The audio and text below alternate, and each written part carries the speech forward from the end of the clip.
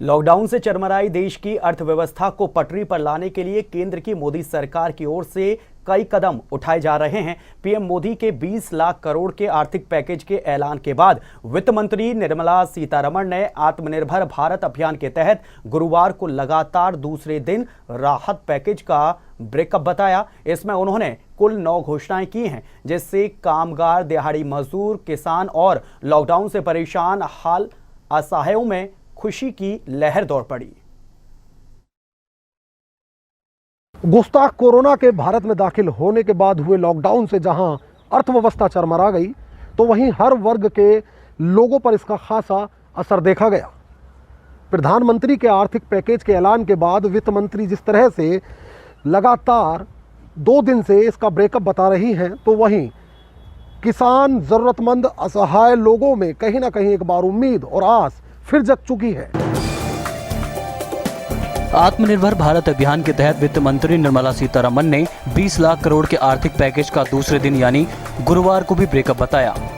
वित्त मंत्री की ओर से इस दौरान 9 घोषणाएं की गईं, जिसे लेकर बुलंदशहर के किसान, दिहाड़ी मजदूर, प्रवासी और रेहड़ी पटरी लगाकर असहायों में खुशी की लहर दौड़ पड़ी है।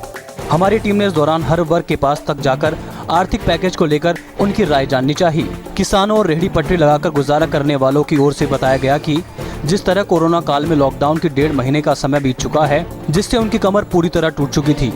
गरीब तबके को सालों तक अपने संभल पाने की कोई उम्मीद नहीं थी, मगर पीएम मोदी के आर्थिक पैकेज ने मानो जैसे इनके सपनों में एक बार फिर से जान फूंक दी है। दिहाड़ी तो अभी लगाना चालू करा था, बीच में सब बंद हो गया हमारा काम। अच्छा, आपको मालूम है प्रधानमंत्री की ओर से आर्थिक बजट की बात कही गई, सरकार आपके लिए विशेष ऋण योजना बनाना चाहती है।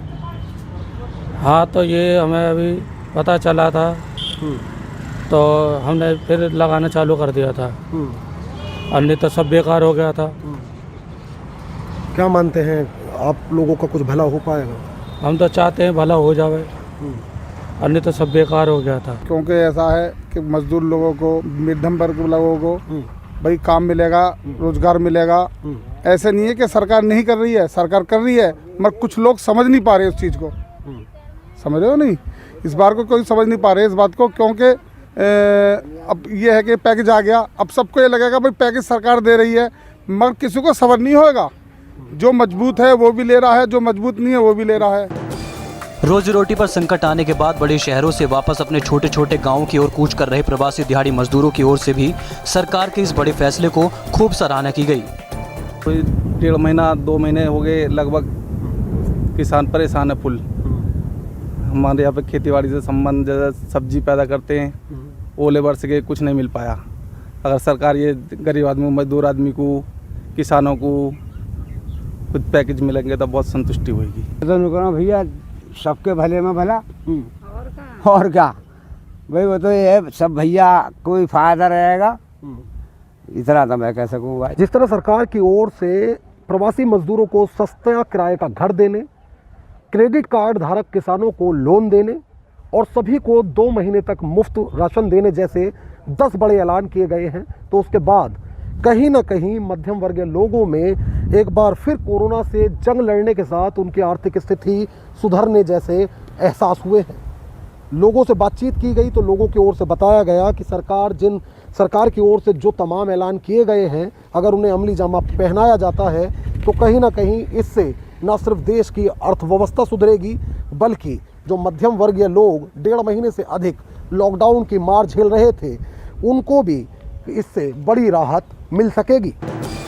पीएम मोदी ने देश को संबोधित करते हुए पहले ही कहा था कि संकट इतना बड़ा है जिसने सभी व्यवस्थाओं को हिला दिया है, जबकि पीएम ने इन परिस्थितियों में गरीबों की संघर्ष शक्ति, संयम शक्ति के दर्शन किए जाने की बात भी कही थी। मगर सरकार की ओर से आर्थिक पैकेज की घोषणा के बाद हर वर्ग में कोरोना से जंग के साथ देश की अर्थव्यवस्था को लेकर काफी हिम्मत बढ़ी है।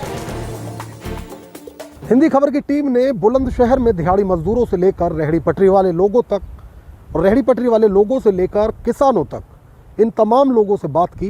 कहीं ना कहीं सरकार के ऐलान के बाद इन सभी के चेहरे खुशी से खिल उठे हैं। कहा जा सकता है कि अगर इन सारी तमाम चीज़ों पर अमली जामा पहनाया गया तो कहीं ना कहीं इन सभी लोगों के लिए ये सरकार का वो मरहम होगा जो लगातार कोरोना से दिए गए जख्मों को भर सकेगा। कैमरा पर्सन शाकिर मलिक और सहयोगी कपिल सिंह के साथ साजिद सैफी, हिंदी खबर, बुलंदशहर।